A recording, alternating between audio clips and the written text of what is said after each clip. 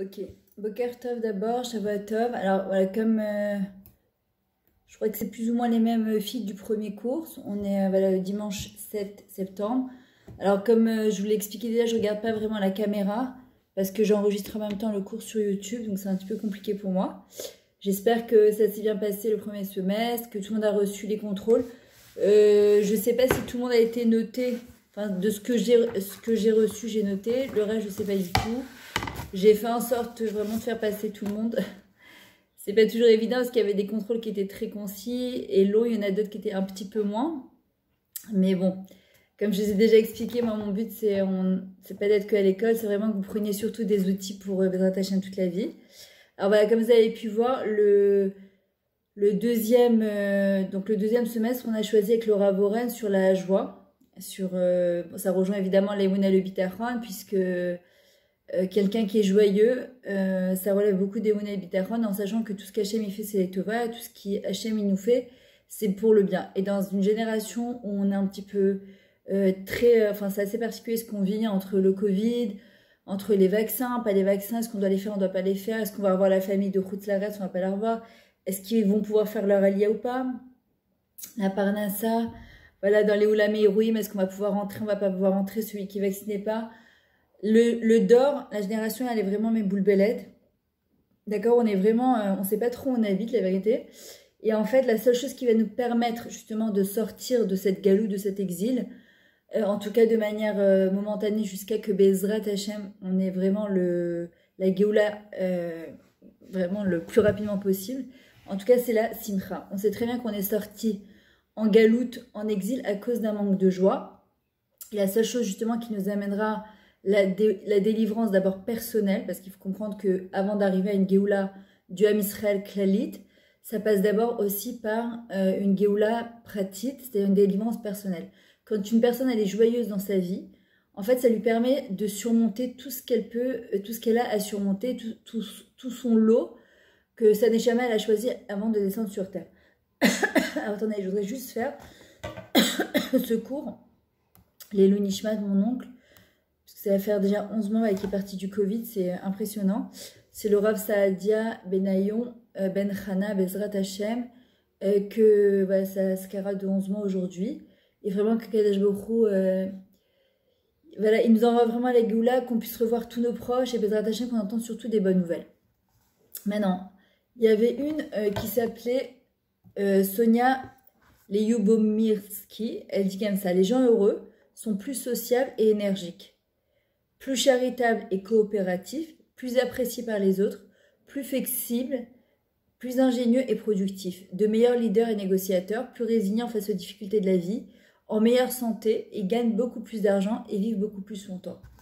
Et ça, c'est vraiment comme ça. C'est-à-dire qu'une personne qui est heureuse, une personne qui a de la simcha, il y a marqué Ivdou et Hashem besimcha. Servez Hashem dans la joie. D'accord? Besimcha, c'est la chaîne marshava. La joie, elle vient de la pensée. Une personne, elle est joyeuse si elle décide dans sa tête de l'être. Je sais que ça paraît très théorique et pourtant, je vous le dis vraiment même d'expérience personnelle. C'est-à-dire que quand je ne suis pas bien, je ne suis pas bien parce que j'ai choisi aussi de ne pas être bien. C'est pas en fonction des événements que je ne suis pas bien. C'est parce qu'il y a des fois, eh ben, je me conforte, on va dire, dans cet état de morosité, de miskénou, de petitesse. La question, c'est combien de temps on décide et on choisit de rester dedans. Une personne, elle est besimcha, elle est joyeuse, marshava, dans sa pensée. Et une personne, en fait, elle n'est pas joyeuse en fonction des événements de la vie, parce que tu vas avoir des gens parfois qui ont tout pour être heureuses. Mais vraiment, moi j'en connais, mais ils ont tout. Tout, c'est-à-dire, tu te dis, mais qu'est-ce qu'il en manque, Ribono Shalom? Et ils n'arrivent pas à trouver ce bonheur-là à l'intérieur d'eux. Et ça, franchement, c'est une vraie... moi j'appelle ça une clé là. C'est une vraie... c'est pas pachoute, quoi. Parce que quand il y a des gens, parfois, ils ont presque rien. Et ils ont une simcha qui est incroyable. Et il y a des gens, ils ont tout, presque tout en tout cas, et ils n'arrivent pas à être besimcha. Et on doit vraiment prier pour ça. Moi, je sais qu'il y a une fila que je fais tous les jours. Je sais pas si toutes les filles, c'est les filles l'année dernière, j'ai pas encore regardé vraiment la liste. Mais celles qui sont sur mon groupe, déjà du Mahon, là, je peux vous l'envoyer. C'est une petite fila du Likoute, fila de Rabbi Nathan. Elle est toute petite, hein. Mais on demande à Kadesh Borou tous les jours d'être besimcha. Et ça, c'est une chose qui est extrêmement importante parce que celui qui a le Keli, cet outil de Simcha, il peut tout surmonter. Encore une fois, ce n'est pas en fonction des événements extérieurs, c'est en fonction de la manière, écoutez bien ce que je vous dis parce que ça, c'est vraiment le sod de la Simcha, la manière dont j'interprète les événements qui arrivent à moi. C'est-à-dire qu'il y a des gens, parfois, ils ont cette capacité, dans n'importe quel événement, d'ailleurs on l'apprend de Rabbi Akiva entre autres, d'interpréter les événements, quoi qu'il arrive, comme on dit à Kol HaKavah Letova, que tout ce qui arrive, Bezrat Hashem, c'est Letova, c'est pour le bien, tout retard, c'est pour le bien. Voilà, un truc tout bête, j'ai mon livre, Baruch Hashem, que j'ai envoyé en impression aujourd'hui, après 7 ans que je l'écris grâce à Dieu. Enfin, ça fait 7 ans que les derniers temps, c'est plein de petites choses à régler, etc. Et hier soir, en rentrant, j'étais chez ma fille Shabbat. En rentrant de Jérusalem, je dis à mon fils, mais attends, c'est pas possible, j'ai ma fille qui a perdu son beau-père, la pauvre, il y a 1 mois et quelques, juste une semaine avant son accouchement. Et en arrivant à Netanya, je dis à mon fils, mais attends, c'est pas possible, j'ai même pas mis les Nishmat, le papa de Yosef, je suis obligée de mettre... Maintenant, j'espère que c'est pas encore sorti en impression. J'ai envoyé tout de suite à celle qui m'a réécrit le livre, est-ce qu'on pouvait encore le rentrer? Baruch Hashem, c'est passé. Parfois, tu sais pas pourquoi, avec Kol HaKavah Letova. Il y a des fois, Hachem, il retient quelque chose et tu te demandes, mais Rimouja, pourquoi? Parce que ce Shimon Ben Bila, il devait être inscrit dans ce livre-là pour lui donner du srout. On ne sait pas, on ne comprend pas. Et en vrai, je pourrais m'énerver en me disant, mais c'est pas possible, il n'y a que des Ikouvim. 7 ans pour écrire un livre, les derniers mois pour le rectifier, pour le truc, etc.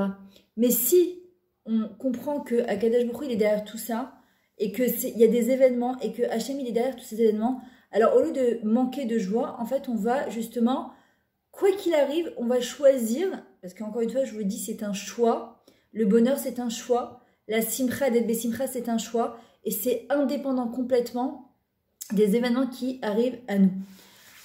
Quelqu'un qui est joyeux, d'accord, aujourd'hui, quand on voit quelqu'un avec un grand sourire dans la rue, on se dit, qu'est-ce qu'il a? Peut-être qu'il a les gens que Dieu préserve qui ont parfois un petit retard mental, ou les enfants, quoi, ils sont toujours besimcha. Vous allez voir les trisomiques, par exemple, ils sont toujours besimcha. Pourquoi? Parce qu'ils n'ont pas toutes ces chormotes qu'un ben adam il fait, tous ces calculs que nous on fait en tant qu'être humain. Et en vrai, quand on voit aujourd'hui quelqu'un avant, quand on voyait quelqu'un, à mon époque en tout cas, de pas heureux, on allait voir, on lui disait, mais qu'est-ce qui t'arrive? Qu'est-ce que t'as, etc. Aujourd'hui, quand tu vois quelqu'un de heureux, de bien, etc., t'as envie de lui dire, qu'est-ce qu'elle a, elle est bizarre. Aujourd'hui, le monde, il est complètement à l'inverse. Pourtant, quelqu'un d'heureux, t'as envie de te coller à lui. T'as envie de te coller à cette personne. Parce qu'elle est contagieuse, d'accord? Elle est vraiment, c'est quelque chose de contagieux. Les gens heureux, ils sont beaucoup plus sociables et énergiques. D'accord? Ils dégagent quelque chose qui te remet de la joie. Et il y a des gens, malheureusement, moi je me rappelle quand j'habitais à Béta, il y avait une femme que je rencontrais souvent.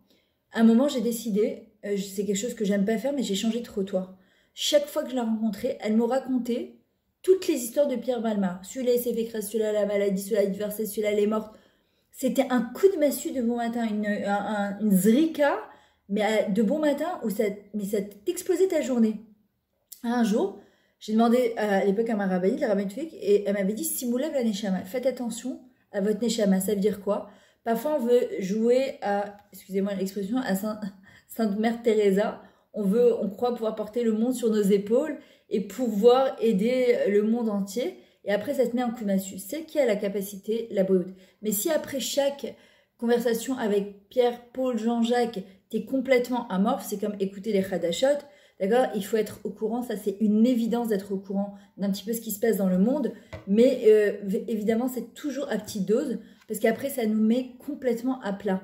Et c'est pas une mitzvah d'écouter tous les malheurs de Sophie, d'accord? C'est pas une mitzvah d'entendre tous les problèmes de toute la terre entière. À un moment, j'ai passé mon chemin, je lui disais bonjour de loin, comment tu vas? Et chaque fois, je lui disais excuse-moi, je suis en retard. Pourquoi? Parce que je voyais que moi-même, ça m'enlevait toute ma simcha de la journée. Après, on apprend avec le temps, parce que moi, je fais du coaching personnel, donc forcément, je m'occupe de couple, j'entends beaucoup de problèmes. Au début, je me rappelle que chaque coaching que j'avais, je parle de ça il y a 10 ans, ça me mettait à plat pour toute la journée. Et après, tu apprends à te détacher, à pouvoir aider quelqu'un sans le prendre de manière personnellement. Forcément, les gens qui sont les plus proches de nous, on est beaucoup plus touchés, forcément, c'est normal. Mais on doit apprendre un petit peu à se détacher et à fréquenter des gens qui sont joyeux. Les gens qui sont joyeux sont plus charitables et coopératifs, d'accord? En général, quelqu'un qui a de la simcha, il n'a pas peur du lendemain, il aime donner, il aime faire du bien autour de lui. Il est plus coopératif, pourquoi? Parce qu'il voit toujours les choses avec un œil positif. Ils sont beaucoup plus appréciés par les autres, d'accord? On a envie d'être avec des gens qui sont Bessimcha. Surtout, ça nous rend plus souples. Les gens qui sont Bessimcha sont beaucoup plus souples. Les gens qui sont shun tout le temps, ils sont Metsoumtsam, mais vraiment, ils sont à l'étroit dans leur tête, dans leur cœur, ils n'arrivent pas à penser grand, ils n'arrivent pas à penser large. D'ailleurs, regardez, on sort de Purim, d'accord? C'est passé très vite, je ne sais pas comment c'est passé chez vous, mais j'ai l'impression qu'on a fermé les yeux, ouvert les yeux, c'était déjà terminé, on est déjà en plein ménage de Pessah. Et en vrai, ce qui se passe, c'est qu'avec Purim, c'est pas pour rien qu'elle précède Pessah. Pourquoi? Parce que pour pouvoir sortir de Pessah, de cette Égypte-là, c'est quoi l'Égypte? C'est Métzar, l'étroitesse. On est obligé de se remplir de joie. Or, on sait que Pessah, c'est une fête qui est hyper spirituelle. Or, Purim, c'est une fête, a priori, qui paraît être super matérielle. Et il y a marqué « Ve'asimcha ma'en timatse » et la joie, d'où tu vas la trouver? D'où tu vas aller chercher la joie? Surtout quand parfois, tu as des choses où tu te dis « Mais comment tu veux que je sois joyeuse ?» Alors, on te dit « Mi-ein » ne lis pas « mi-ain », d'où « mi-ein » d'un rien. Tu peux la trouver d'un rien, comme un enfant. Un enfant, il se réjouit d'un rien. Hier, je voyais, j'étais Shabbat avec mon petit-fils. Tu l'amènes au parc, n'importe quoi, ça le fait rire. Nous, avant de trouver de la simcha, avant quelque chose qui va nous amener de la simcha, et encore si ce n'est pas de la simcha temporaire, on voudrait, nous, de la simcha qui soit durable, quelque chose à long terme, quelque chose d'intérieur. D'ailleurs, je pense qu'avec cette année de Covid, ça nous a un petit peu rééquilibré notre simcha dans le sens où, avant, souvent, elle était dépendante des hôtels, des canyons, des habits qu'on allait s'acheter, des restaurants dans lesquels on allait, on comparait, moi je vais jamais en vacances, moi je vais en vacances, je peux m'acheter des habits, je peux m'acheter des habits, je peux aller à l'hôtel, je peux aller à l'hôtel. Cette année, on a tous été réalignés, c'est ce qu'on appelle le Ishour, d'accord, le réalignement, de la même manière qu'on doit être réaligné au niveau de son esprit, son cœur, son corps et sa neshama. Et quelqu'un qui est réaligné, qui est Ishour, d'accord, alors celui-là il est Meouchar, il est heureux, d'accord. Et ça, c'est quelque chose qu'on doit apprendre à créer. D'accord? Mi-haine d'un rien. En même temps, on voit qu'il n'y a que Akadosh Baruch Hu qui a créé le monde du haine, du rien. Nous, on ne peut créer la joie que de quelque chose d'existant, c'est-à-dire d'être capable de voir un verre à moitié plein. Les gens qui ne savent pas voir, même alors que parfois leur verre, il a 3/4 rempli, seront des gens qui seront malheureux toute leur vie et c'est tellement dommage. Souvent, malheureusement, on a vu des gens qui ont attendu d'être Shalom à 2 doigts de la mort ou qui ont vécu une mort clinique ou qu'on leur a annoncé une mauvaise nouvelle que au Hachem ça s'est arrangé et tout va, et ils te diront sauf, c'est ça qui nous a permis en fait d'avoir plus de RR, plus de valeur dans la vie. Moi je sais qu'il y a un exercice que j'ai fait pendant 2 ans, 3 ans, je me suis un peu relâchée honnêtement ces derniers temps, mais c'est un exercice qui m'a beaucoup aidé, c'est l'exercice de la gratitude.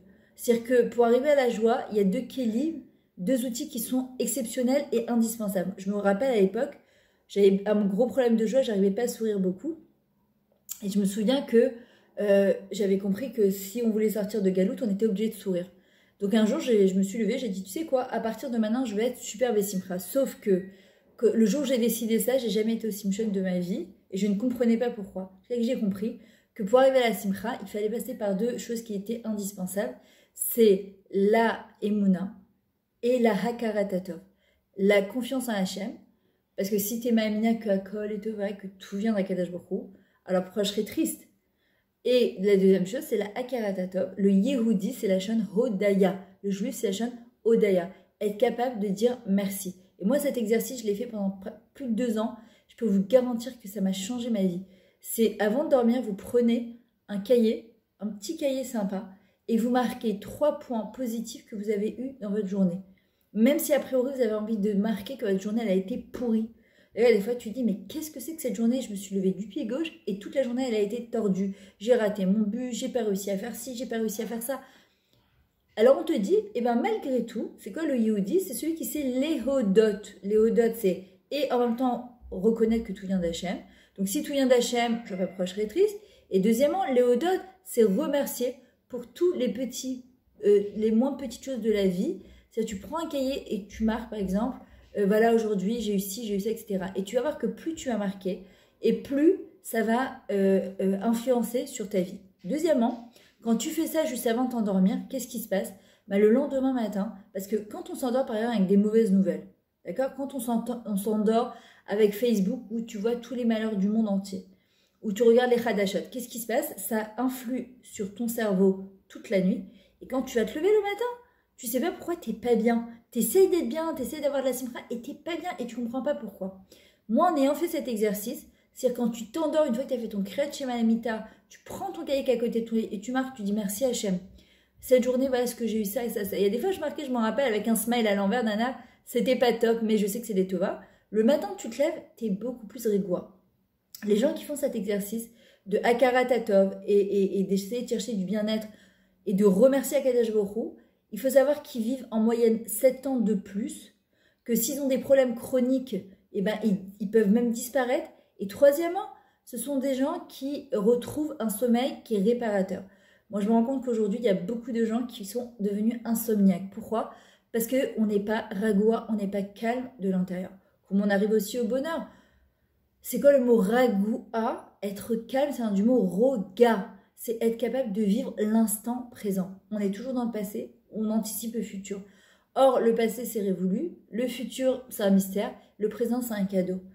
D'accord? Et il faut apprendre à profiter de ces petits moments, parce que ce sont ces petits moments de la vie de tous les jours qui vont nous amener justement de la simcha. Les gens qui sont besimcha, donc comme on a dit, ils sont beaucoup plus souples, d'accord? Ils sont plus flexibles, ils se prennent pas la tête pour n'importe quoi. J'avais déjà raconté cette histoire, je sais pas si à vous en tout cas dans mes cours, de ce fameux Australien, d'accord, qui a vécu plus de 136 ans. Maintenant, est-ce que c'est 136 ans, c'est 120 ans, 116 ans? En tout cas, il a vécu très très longtemps. Il a eu vraiment un Réchout Yamim. Et il y a eu une panoplie de journalistes américains qui l'ont suivi pendant une semaine pour savoir quel était son secret. Et ils n'ont pas vu quelque chose de très exceptionnel. Ils n'ont pas vu quelque chose de... Peut-être qu'il mange organique, peut-être qu'il mange bio, peut-être qu'il fait un sport spécial. Rien du tout. Et en vrai, au bout d'une semaine, l'Australien, donc, il sort de chez lui et il paraissait bien, il faisait pas du tout son âge. Il leur dit, je peux vous aider? Il dit, oui, on veut savoir quel est ton secret. Alors, l'Australien, il dit, bah, c'est dommage, pourquoi vous m'avez... Il a dit, ça fait une semaine qu'on t'épie, on essaye de comprendre. Et il dit, c'est dommage, je ne vous ai pas venu me demander. Vous auriez gagné du temps, je vous aurais expliqué. Alors, ils sont là, le gros groupe de l'année, ils sortent leurs trucs, etc. Je lui ai dit, oui, c'est quoi ton secret? Il dit, je me suis jamais pris la tête avec personne, même avec ma femme. Quand on se... Je lui disais, t'as raison, chérie, mais pas t'as raison. Allez, t'as raison. Nana, tais-toi, c'est horrible ça.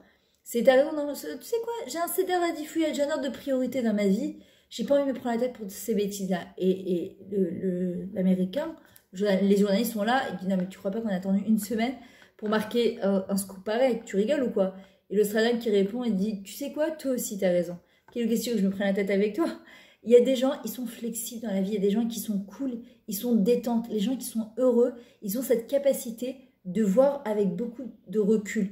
D'ailleurs, Yitzhak, qui vient du mot litzrok, rigoler, on dit qu'il avait cette capacité de voir le monde d'en haut vers le bas. Nous, qu'est-ce qu'on regarde? On regarde le monde du bas vers le haut.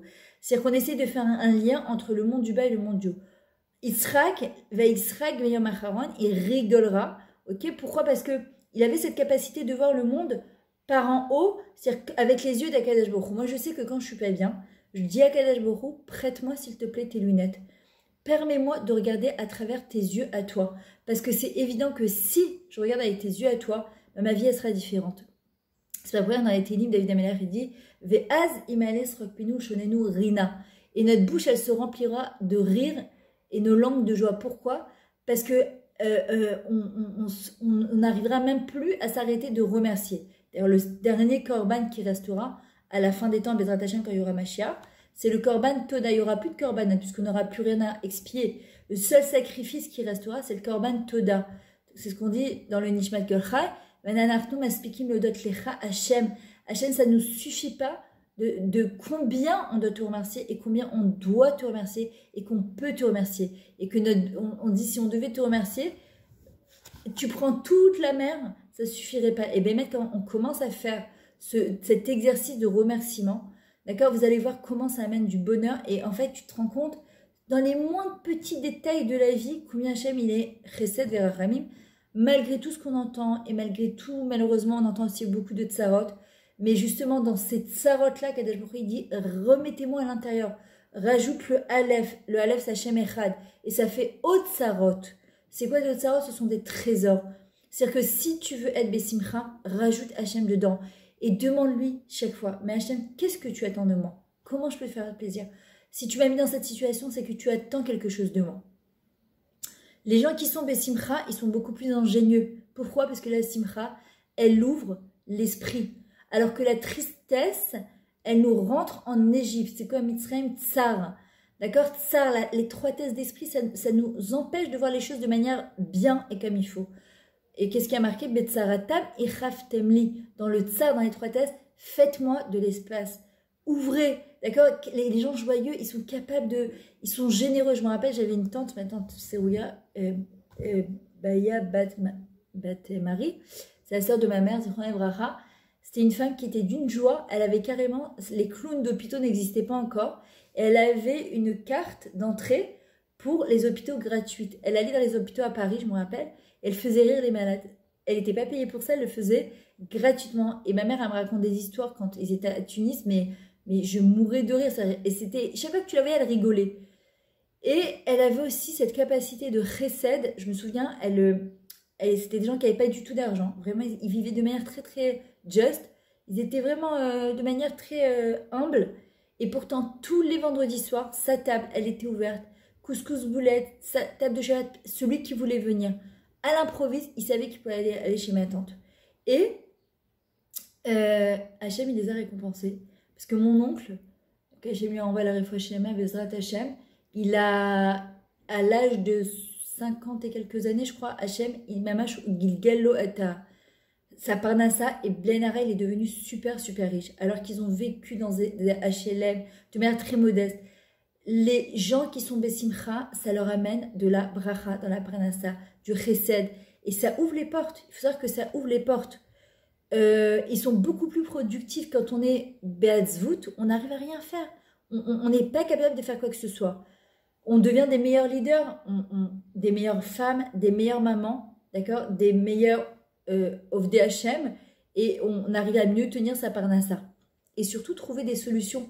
Moi, je vois quand je suis Bessimcha, ma tête, elle fonctionne à 10 000 à l'heure. D'accord? J'arrive à trouver des solutions, mais des trucs de dernière minute, tac, tac, tac. Quand je suis triste, quand je suis pas bien, rien, tout est lourd, tout est cavé, tout est petit. Ma tête, elle fonctionne pas du tout. On est meilleur négociateur aussi. Il faut savoir, quelqu'un qui est Bessimcha, on est beaucoup plus résilient aussi face aux difficultés de la vie. C'est-à-dire que résilient, c'est pas du youch, c'est pas du désespoir, au contraire. C'est qu'on arrive à l'ishtalev, à glisser avec les événements de la vie et de se dire qu'est-ce que j'apprends de ça, comment je vais remonter ça. D'ailleurs, mon gendre, hier, c'est ce qu'il disait, il faisait un Torah à table. On voit que par exemple, Moshe Rabbeinu, il a jeté les tables de la loi après le Chet Haegel. Donc il posait la question, il dit mais pourquoi il a fait un truc pareil? Moi, je lui ai répondu, je dis c'est parce que il a voulu expliquer à Israël que malgré le Chet Haegel, alors qu'ils ont vu tout ce qu'ils ont vu sur la mer Rouge, ils ont vu les miracles qu'Hachem leur a fait. Ils sont quand même, à cause d'un manque d'humilité et de savlanout, ils ont vu, le Yetzirah leur a montré Moshe Rabbeinu qui était mort. Ils ont perdu la émouna en Hachem à ce moment-là. Ils ne se sont pas dit quoi, Hachem il a fait tout ça pourquoi? Pour nous jeter au milieu du désert et nous laisser tomber. Et en vrai, qu'est-ce qu'il a voulu faire Moshe Rabbeinu? Il a voulu leur montrer que même s'ils ont fait la faute quand même la plus grave, Mbagdou, Bakadosh Baruch Hu, ils ont trompé, ils ont trahi la confiance d'Hachem. Hachem, a priori, voulait les effacer. Moshe Rabbeinu a dit, si tu les effaces, tu m'effaces de la Torah. Pourquoi il a jeté les tables de la loi, justement, Moshe Rabbeinu?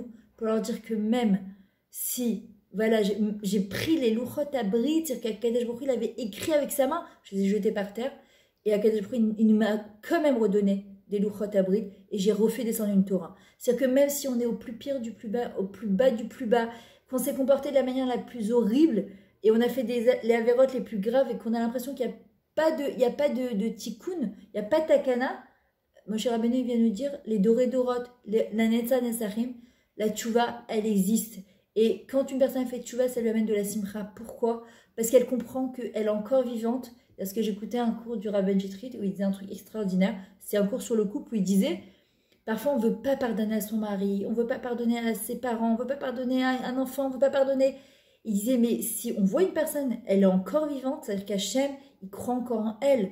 C'est ce qu'on dit le matin, Modani fanecha melech avekaim shechezarta bin shmati bechemla rabamatecha. Hachem, pourquoi tu m'as rendu Badeshava? parce que tu crois encore en moi. Donc si Hachem, il croit encore en moi, il croit en cette personne qui est en face de moi, à qui j'en veux tellement, où j'ai l'impression qu'elle a peur de Takana, qu'elle ne peut pas réparer, Akadosh Baruch Hu, il dit, sache que si je la fais vivre encore, c'est que je suis ma amie, qu'elle peut faire tchouva. Il y a pire que la faute d'Adam et Chava. Ils ont trahi ils avaient tout à portée de main, ils avaient le Gan Eden à portée de main. Ils ont voulu quoi? D'Afka ce qu'ils n'avaient pas. Ils sont partis chercher d'Afka ce qu'ils n'avaient pas. Et ça, c'est l'être humain. Il croit toujours que quand il aura ce que le voisin il a, il sera plus heureux. Et il se rend compte qu'en fin de compte, non, parce qu'Hachem, c'est exactement ce qu'il fait. Et Adam et Chava, quand ils ont vu qu'ils ont fauté, ils ont amené la mort, ils ont amené l'obscurité dans un monde où tout était parfait. Hachem, il leur a dit, vous pouvez pleurer jusqu'à demain, ça ne va pas changer. Par contre, la tchouva, elle amène à une grande simcha. La tchouva, c'est une reconnexion avec soi. C'est une reconnexion avec son chelek Elokai Mima'al. Donc les gens qui sont Bessimcha sont beaucoup plus résilients face aux difficultés de la vie. Ils sont en meilleure santé. On voit que les gens Bessimcha, pourquoi aujourd'hui ils ont rentré des clowns d'hôpitaux, c'est carrément un travail. Ils apprennent ça parfois même pendant 2 ans. Et c'est des stages qu'ils font parce qu'ils se sont rendus compte que les gens avaient la capacité de guérir beaucoup plus rapidement et facilement quand ils étaient Bessimcha que Chaz Shalom. Quand une personne déjà elle broie du noir, elle se voit en plus malade que Dieu préserve, ça empire sa santé. Gagne beaucoup plus d'argent et vivent beaucoup plus longtemps. Donc on a tout intérêt avec tout ça à être beaucoup plus Bessimcha. Et je vous dis, c'est une chose sur laquelle on doit demander, on doit prier. La nature d'un enfant, c'est d'être Bessimcha. Moi je vois mon petit-fils, il a quoi, 1 mois, tu lui fais tes trucs, il rigole de tout. Quand est-ce qu'il pleure? Quand il a faim, il veut qu'on lui change la couche, c'est tout. Ils ont cette espèce de tmimout, cette intégrité, cette facilité. Ils sont là, ils rigolent pour tout et n'importe quoi. Nous, malheureusement, quand on est né, il n'y a aucun enfant qui naît de manière ça va couper dans 10 minutes. Donc, dès que ça coupe, on laisse 10 minutes d'Afsaka et on reprend comme d'habitude, ok? Qu'est-ce que je veux vous dire? Oui, et avec parfois le temps, les événements de la vie, malheureusement, qu'est-ce qui se passe? On devient monotone, morose, triste. On a toutes ces voix-là par derrière de nos parents, de nos profs, de nos maris parfois, de notre belle famille, de notre boss au travail, qui nous ont bien cassés parfois malheureusement. Et qu'en fin de compte, nous, on doit justement être capable de dépasser cette chose-là et de retourner à cet état initial qui est la simcha pour un enfant. Alors, il y a une chose que moi qui m'aide beaucoup, c'est la rabbinite... Feberland, qui raconte ça dans son livre La Simcha, elle dit, il faut savoir que lorsque nous sommes heureux, Hachem est heureux. Maintenant, si nous, on a envie de mettre le Samach HaKadosh Baruch Hu, il y a des fois, tu n'as pas envie, tu dis à Hachem, j'ai envie de le Samach Otra, j'ai envie de te faire plaisir, j'ai envie que tu sois heureux. Alors, donne-moi de la Simcha. Voilà, je veux t'emprunter la Simcha qui est en toi. Je veux être heureuse pour te rendre heureuse. Pas être heureuse simplement pour moi, mais je veux être heureuse aussi pour toi. Parce que il faut savoir que quand un juif, il pleure, même si c'est Hachem qui l'envahit sur Nisayon, Hachem, il pleure avec lui. Il verse des dmaot. C'est comme quand Hachem vient de divorce. Hachem, on dit qu'il verse des larmes. Parce que c'est comme un Chorban Bet Hamikdash. De la même manière, quand Hachem, il est heureux, Hachem, il est heureux quand il nous voit heureux. C'est le Pélé Yoetz qui dit ça dans le chapitre de la jalousie. Et contribuer au bonheur d'autrui représente l'objectif fondamentale de nombreuses mitzvot. Donc il y a aussi bien déjà, on raconte cette fameuse histoire, je crois que c'était avec Rabbi Hanina ben Dosa qui était dans un chouk, et il dit à Kadosh Baruch Hu, je veux que tu me dises où je vais être assis dans le Gan Eden, qui sera à côté de moi. Hachem, il lui dit, ce sont ces 2 personnes-là, ces 2 clowns-là. Il dit quoi? Mais c'est même pas des Ben Torah, mais qu'est-ce que c'est que ça? Ils font les clowns sur le chouk. Il a dit oui, c'est vrai, mais il dit la simcha qu'ils amènent aux gens, alors que les gens sont si tristes. Il dit c'est d'un niveau spirituel qui est exceptionnel. Il y a des fois, des gens, malheureusement, ils font toute leur Torah et leur mitzvot, ils sont au top. Ils sont mahmirim, ils sont daikanim, mais il n'y a pas un sourire qui décroche dans leur visage. Et Akadosh Baruch Hu, il dit, la Torah, c'est égal à la simcha. Quelqu'un qui fait sa Torah, qui se coule la tête, qui va au mikvé, qui fait son Shabbat, mais qui n'a pas de simchat chaim, ou mefas machou, il rate quelque chose. Et c'est pour ça que c'est super important d'être simcha. D'accord? Et de faire sa Torah, surtout Bessimcha. Pourquoi est-ce qu'on est comme des éponges? Ce que j'explique chaque fois à mes calottes. Je leur dis, il y a des fois, il y en a qui me disent, ah, ça me saoule, le mikvé, le truc, etc. Mais déjà, tu le fais. Fais en sorte que ce soit un moment de plaisir. On est des éponges. Alors, soyons des éponges de positivité. Par exemple, un jour, les élèves de Rabbi Nachman, ils m'ont posé la question, pourquoi le Baal Shem Tov, il aimait tellement sa fille Odel?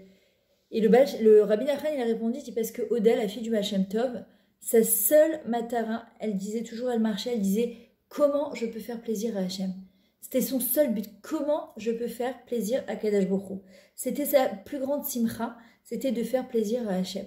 C'était son osher, son vrai bonheur. C'était vraiment ce qui l'importait, c'est comment je peux faire plaisir à Hachem. D'ailleurs, on voit dans un couple qui tient bien, c'est comment je peux faire plaisir à mon mari. On vit dans un monde qui est extrêmement égoïste, où on dit, ouais, mon mari, il me fait pas, il m'achète pas, il me donne pas, il me fait pas. Non, en vrai, il n'y a pas une plus grande simcha que de donner, de faire du chesed. On dit que le sachar, on le reçoit déjà au moment où on fait du chesed, parce que ça nous remplit. Et le Rav Dessler, il dit, c'est quoi l'amour? C'est quand tu donnes à l'autre. L'amour, tu aimeras Hachem de tout ton cœur, de tous tes moyens, de toutes tes forces. C'est quand tu fais en sorte de faire plaisir à Kadash Baruch Hu. Tu cherches à faire plaisir à Kadash Baruch Hu. Et tu dis, comment je peux aimer encore plus Hachem en lui faisant plaisir. Moi, je me souviens quand les enfants ils étaient très petits, j'ai eu Baruch Hachem 6 enfants, même âge d'affilée. Et c'est vrai que c'était très compliqué, je dormais pas beaucoup. J'étais jeune, d'accord, j'étais au début de ma alia. Et des fois, le matin, je me levais, j'avais juste envie qu'ils partent à l'école, au GAN. Je pouvais pas, c'était dur pour moi. Mais un jour, je me suis dit, c'est l'offert. C'est pas juste. Ils ont rien demandé, ces enfants. Tu as choisi d'amener des enfants. Tu dois assumer. C'est pas possible. Une maman aime Abenim Smecha, Alléluia, il y a marqué dans les Télim. Quand une femme, elle est heureuse, quand une femme, elle est joyeuse, toute sa maison, son mari, ses enfants, ils sont joyeux. Et ça se sent sur les murs de la maison, c'est une source de bracha. Sinon, ça fait du ovesh, d'accord? Ça fait de la moisissure. Quand un mari il rentre et qu'il voit sa femme, il dit oh là là, qu'est-ce qu'il y a encore, qu'est-ce qu'il y a? Un enfant il rentre du GAN ou de l'école en se posant la question comment je vais trouver ma mère? Et comment j'ai travaillé sur ça? Je dis pas que j'y suis arrivée encore à 100%, c'est un travail au quotidien. Mais on va dire au prochain, j'arrive plus à rebondir plus rapidement. Je me rappelle que le matin, avant de sortir de ma chambre à coucher, on mettait 7h du matin, je me disais Myriam, tu sors pas sans sourire. Et des fois, tu n'as pas envie de sourire le matin. Il y en a qui me disent ah mais il faut pas me parler tant que j'ai pas pris mon café, ma cigarette et mon petit journal, il faut pas me parler, je suis pas du matin. Mais quand tu as un mari et des enfants, quand tu es en colocation avec des filles, personne n'a à subir la racera de l'autre ou l'humeur de l'autre. Imaginez si le monde, quand il sort à l'extérieur, chacun émotionne et fait la tête. À quoi le monde il va ressembler? D'ailleurs, si on se souvient, à Paris, c'était un petit peu comme ça. Les gens, ils sont ternes, ils sont gris, ils sont tristes. Ils n'arrivent pas à sourire. D'accord? Moi, je sais que c'est une des choses qui m'a fait prendre la décision de partir de ce ciel qui était tout le temps gris, où t'as pas de simchat chaim, c'est angoissant. Et je me rappelle que j'avais fait un exercice, je m'étais dit, parce que de dire à partir de maintenant, je serai toujours Bessimcha, alors le Yetzirah, il t'attaque de plein front, mais alors laisse tomber, c'est même pas la peine. Et quand on n'est pas Bessimcha en temps normal, on ne peut pas espérer ou penser que du jour au lendemain, on va être Bessimcha. Donc, il faut travailler par petites étapes. Donc, qu'est-ce que je faisais? Je disais, voilà, entre 7h et 7h30, je sortais de ma chambre et j'étais comme ça. Voilà. Et j'enlevais pas le sourire de ma bouche. Mes enfants, ils me regardaient, ils me trouvaient très bizarre, mais je me disais, ils n'ont pas à subir ta mauvaise humeur. C'est pas leur faute. Et en vrai, tu te prends un moment à ton propre jeu. D'accord? Toi-même, tu commences à sourire. Et après, tu te dis, mais au fait, pourquoi je sourirais pas? Qu'est-ce qu'il y a? Parce que tu n'as pas bien dormi? Bah, au Hachem, tu es marié, tu as des enfants à t'occuper. Alors, ok, il y a des choses qui sont difficiles. Parfois, c'était la parnassa. Parfois, tu n'as pas dormi la nuit parce que cet enfant, il est plus dur.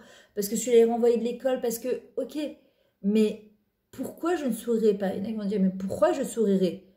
Alors, parce qu'en vrai, quand on commence à faire la liste des choses pour lesquelles, oui, on devrait sourire, et bien, comme on dit, Avera, Goret, Avera, une Avera entraîne une autre Avera, Mitzvah, Goret, Mitzvah. Une Mitzvah amène à une autre Mitzvah. Et quand une personne, elle sourit, et qu'on te dit, quand tu souris à la vie, elle te sourit. Et tu vas voir que quand tu commences à sourire, même si tu n'as pas envie de sourire, d'accord, les gens dans la rue, ils te sourient. Les gens qui sont jeunes, je le vois même en Israël, mais c'est quoi ces Israéliens? Mais c'est quoi ce truc dans ces bureaux? Israël, c'est le reflet de notre nous-mêmes. Je vous le dis. Quand on arrive en Israël, qu'on dit j'aime Israël, je suis amoureuse d'Israël, j'aime les Israéliens. Non, mais Chanel, il y a des gens tordus et des gens bien partout. Chez les Français, chez les Israéliens, chez les Américains, chez les Russes. Il n'y a pas que des gens tordus chez les Israéliens ou chez les Français ou chez les Russes. Il y a des gens partout, bien et moins bien, d'accord? Mais quand toi, tu souris à la vie, quand toi, tu souris à Israël, quand tu souris à Hachem, Hachem, silcha, aliyah deminecha. Hachem, c'est ton ombre. Il reflète ce que tu es vraiment. Et quand tu commences à sourire, alors la vie, elle te sourit. D'ailleurs, on te dit que sourire, c'est faire activer 26 membres ici de ta bouche. 26, c'est le Shem Havaya, c'est le nom d'Akadosh Baruch Hu. Quand tu souris, il n'y a pas un plus grand chesed. Tu peux faire du chesed en donnant un chèque, tu peux faire du chesed en aidant avec des paniers pour Pessah, tu peux faire des chèques en allant aider quelqu'un. On te dit le plus grand chesed, c'est les albin, shinaim lachavero. De montrer ses dents blanches. Et bien si elles ne sont pas blanches, on va faire un détartrage, on va faire une albana. Mais montre tes dents, souris aux gens. Je me souviens quand je suis arrivée, peut-être, je suis désolée si je reviens sur certaines histoires, mais je ne me rappelle plus à qui je dis qui est quoi. Je me souviens quand j'étais arrivée en Israël, j'allais dans un magasin qui s'appelait Shai Kong, aujourd'hui qui n'existe plus d'ailleurs, je crois. C'est sur Rehov Yafo, c'était les trucs d'hindou comme ça, vous savez, les trucs un peu baba cool comme ça, les trucs en lin, des tuniques, et c'était très à la mode, en tout cas à l'époque. Et je me souviens que quand chaque fois que je rentrais dans ce magasin, la patronne, c'était une Argentine, elle devait faire quoi, 1m50 de taille, 1m55, petits cheveux gris comme ça. D'extérieur, en tout cas, elle paraissait pas religieuse. Et chaque fois, je l'entendais parler pas avec ses clients, parce qu'encore une fois, avec les clients, c'est facile. Avec ses employés, Ken Metuka, Ken Hamouda. Oui, remets ça, mais hyper gentil. Une fois, deux fois, trois fois, je me dis waouh. Je suis partie la voir et je lui ai dit comment tu fais pour être toujours Bessimcha. Et elle me raconte, cette femme, que elle avait perdu son mari assez jeune, donc elle était devenue veuve assez jeune. Elle m'a dit mais c'est pas le problème des autres, chacun il a son sac de problèmes. Mais j'ai Baruch Hashem, j'ai des enfants, j'ai des petits-enfants, j'habite en Eretz Israël, je suis en bonne santé, je habite à Yerushalayim, j'ai un magasin à Yerushalayim. Et ben je parle avec Dieu et je parle avec mon mari de temps en temps quand je suis pas bien. Et après quand je sors, j'affiche un sourire sur mon visage parce que personne ne m'a rien fait. Et ça c'est de la grandeur d'âme, c'est juste exceptionnel de se comporter comme ça. C'est vraiment un acte de chesed, bechinam, gratuitement.